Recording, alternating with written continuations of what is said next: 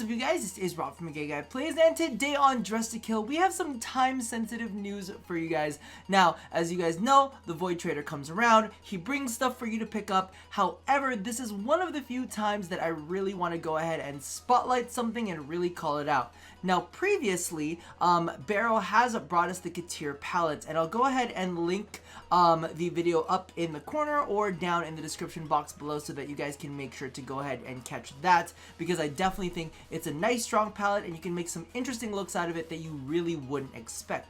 However, this week, aside from the regular cosmetics like the armors and the presence stance and the glyph, we've actually got the Eminence palette. So this is yet another palette that you don't have to pay any plat for, that you can just go ahead and pick up for free, I mean, with ducats and credits. So this is definitely one thing that I wanted to go ahead and show off so that you guys could take a look at some of the things that you can do with this and figure out whether you think it's necessary or not. Now, there has been a little bit of a talk about this, and people are saying it looks very similar to the Lotus palette, and I do have to admit, it is kind of like the Lotus palette add-on. It's kind of like got some extra colors in there that the Lotus palette doesn't have, and it has some dupes that you could probably use the Lotus palette for, but I figured that I would go ahead and show you some of my favorite things from it. So let's just go ahead and jump on in. I would say you can take a look at my my Warframe right now, but you know, we're in the relay, so there's a ton of noobs there blocking my eyesight. Regardless, let's go ahead and take a look. I did create a couple different looks in there, and as you can see, this is going to be the first one. So this is Excalibur Umbra. And as you can see right here, the look that I would like to say from this palette that I really enjoy is very much an oil slicked, almost peacocky kind of look. Let's take a look at what's currently available in there and give you guys a little bit of a gander.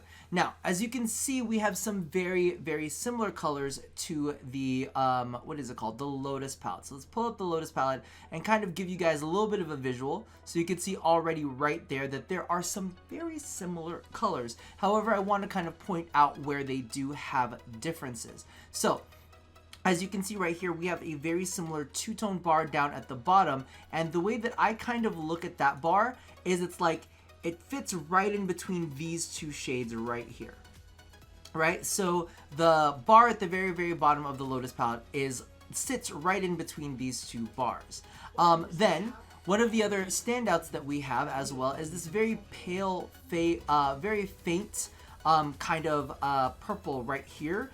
In the Lotus palette, we do have some things that are similar, but it does not go as light. So as you can see, it stays pretty dark in this area. So if you ever wanted like a more washed out version of that, you didn't have that available before, but you do have that now. So I don't remember which direction to go in. The other standouts that I have for these palettes are these really kind of like deep, dark purples right here. I love these two rows and this row as well. Those ones I think are fantastic. Everything else I think is fairly dupeable, but I don't know. I think it's definitely something, especially for the collectors, to go ahead to add into their roster of palettes. I also kind of enjoy these ones. I think that these are going to be a little bit harder to use, but for those of you guys who like more intense blues, they are available there for you. So all in all, I think it's a pretty damn good palette, and let me show you a couple of the other looks that you can achieve with this. So let's pull up, I'm pretty sure I have it on Oberon. Oh, I have it on Ninja too. So let's take a look at this real quick. I believe it's this colored look. And as you can see, again, it's kind of like pale and ghostly. It's got a lot of purples and some blues in there. So I think of it as almost like a specter. And I've always loved giving the Ninja Yaksha this light tone. Note, for both the, for both the Excalibur Umbra and the Ninja skin, I've actually substituted just one color in each one of them. So as you can see, that one's the Grenier. Everything else from this look is from the Eminence palette. So as you can see right here, same thing. Let's go back to Excalibur Umbra real quick, as you can see, because I don't want you guys to think that, oh, you achieved that look solely on its own.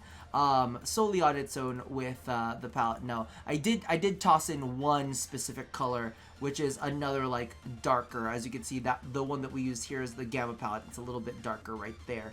But beyond that, everything else that you see here is from the palettes. And then the last one that I wanted to go ahead and show off is, of course, our little Feyark Oberon. I thought this was perfect.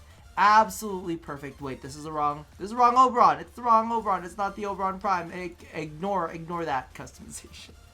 So as you can see right here, this is another look that you can go ahead and do with that palette. I think it's a really, really awesome palette. The only color from this one that I did not use is from the Spectaca color palette, which is the metallic that we have in the center.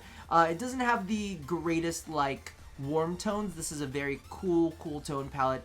Even some of the warmer tones are still a little fairly on the cool side. It's not like the warmest, it's not the warmest violet that you can get out there. These are still pretty neutral, if not warm, in this area. So it's pretty cool overall, and I think it embraces kind of like this specter. I don't want to say spectral, but it's you could say ghostly as well. It's like ghost peacock. That's the best way that I can kind of describe the look that you would be able to get from this palette.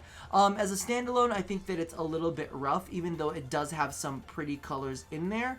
I would still say that you'd want some base palettes to go along with it to throw in some accents and whatnot, because I did try to go ahead and use that very, very pale, I guess, lilac color to create a metallic for it, but I still think it's pretty bright and it's pretty light. At the very, very least, this is going to be really, really good for your energy colors. You could go ahead and dull it down like that.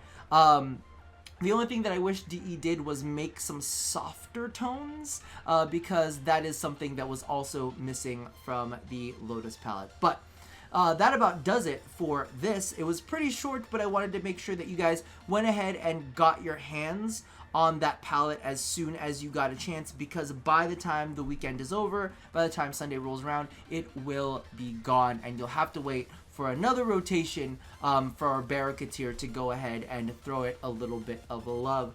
That pretty much does it for me for now. I hope that helped you guys in some way, shape, or form and got the info out to y'all. So, as always, love somebody, hurt nobody, and touch your body. I'll see you guys next time. Bye-bye!